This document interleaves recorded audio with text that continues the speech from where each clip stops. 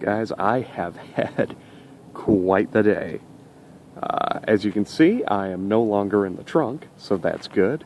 I got the car back here, as you can hopefully tell. Now, as for the my tormentors, the Flat Rock Mafia, well, things did not go great for them. I really wish I was recording earlier, because I had to do some really grisly shit. I pounded on them real fucking good with a tire iron. They're mostly in pieces in the trunk. I figure I might bury them in the abandoned house behind me. You might not be able to see it because it's so dark, but still has a dirt cellar, so I figure I'm going to spend a good part of my night doing that. But before I got started, I thought, you know what, I still have some time. I can talk about Rocko real quick. Rocko's Modern Life really doesn't need much of an introduction. It's one of the essential Nick shows. Because it's Rocko and Heifer and Filbert. I don't even feel the need to explain it to you. You guys, if you're friends with me, odds are you know Rocko's Modern Life. Their Halloween special is one of my all-time favorite Halloween specials. It's one of my favorite pieces of TV in general. And it's exemplary. It's in two segments, Sugar Frosted Frights and Ed is Dead, a Thriller. So, you know what? I'm gonna work backwards, because I prefer Sugar Frosted Frights, but I'm gonna talk about Ed is Dead first. It's presented as a bit of a murder mystery.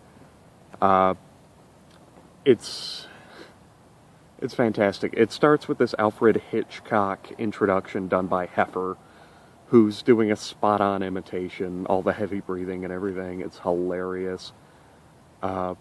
It's introduced as a wallaby who knew too much. Murder, mayhem, and a wallaby who knew too much. Anyway, the main plot of the episode focuses on Rocko, who believes that he has witnessed a murder next door. He saw through the window one night that it looked like Bev, Big Head, his one neighbor, murdered her husband Ed with a garden trowel. Just really horribly. He was able to see silhouettes through the window, and she was just stabbing this Ed-shaped thing. It very well could have been him. And the rest of the episode focuses on Rocko attempting to prove that Mrs. Big Head killed her husband, and everything is stacking up against her. The Ed-shaped hole, she's got a bed full of power tools, Ed's not around, and she's being really mysterious about it. But, no, the episode itself is presented with a lot of Hitchcock staples, and it's actually beautifully done. It's surprisingly suspenseful. There's a really good creep factor in this scene where Bev is not home, and Rocko is walking around her house, looking for any evidence of where Ed might be. And it's really well done. The music, the atmosphere, it's very creepy. And they throw in a pretty solid nod to Psycho, too. So Ed is Dead is a definite recommendation. But the star of the show is definitely Sugar Frosted Frights. That one is actually about Filbert, who has never trick-or-treated before, and it's Halloween. Rocko and Heifer, they're going out, so they decide to drag him along with them. They dress him up as a sheet ghost, and Heifer just draws a jack-o'-lantern on his stomach, and Rocko is the resident superhero in O-Town, really, really big man, with a big inflatable costume. It's great to fucking watch. Now, the reason why Filbert has never been trick-or-treating is because growing up, he used to spend every Halloween alone with his crazy Aunt Gretchen. And everyone is just kind of afraid of her. Like, they always start with just crazy Aunt Gretchen. And she's a great fucking character. She's this giant, tortoise in an aquarium. And all Halloween night, when Filbert was a kid, she would just tell him terrifying stories about poisoned candy. And, if you were to ever eat a single piece, the Hopping Hessian would come and take you away. The Hopping Hessian was this local urban legend around there. about this guy who lost his leg in the Revolutionary War, and now he lurks in the cemetery beyond the old photo hut, where you would get photos developed, and he's always searching for his missing leg on Halloween. And, you know, they tell him it's bullshit. They decide, Filbert, we're going to take you trick-or-treating. Come on, man. And, you know, they go out, they're having hijinks, they run into the hippo lady, and, of course, Rocko gets his face smashed in, because that's what happens when she's around. It's a great sight gag. There's this woman who's just yelling at Rocko at one point, because she says that he's been there already. It turns out that really, really big man is walking around the neighborhood dressed like Rocko, and it's adorable. It's a really great payoff. The episode really takes off when it's revealed that not only has Filbert never had Halloween candy, he's never had candy. He eats a single piece, and it sends him on a mad sugar rush. Like, he's out of his mind. He's hallucinating, he's running. He gets away from Rocko and Filbert, and he breaks into this woman's house and eats all the sugar. And he goes on this mad hallucination where he is Chernabog from Night on Bald Mountain. You know, if you ever saw Fantasia, the last segment with the demonic mountain that just destroys everything. And they manage to chase him down at a cemetery, which is beyond the old photo hut.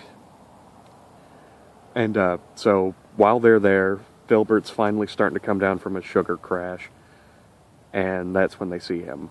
The hopping Hessian is completely real, and he's chasing them down with a severed leg, and it's fantastic. It's beautifully done, and specifically Sugar Frosted Frights is one of my favorite Halloween specials ever. It's charming, it's kind of creepy, and it's a treat to watch.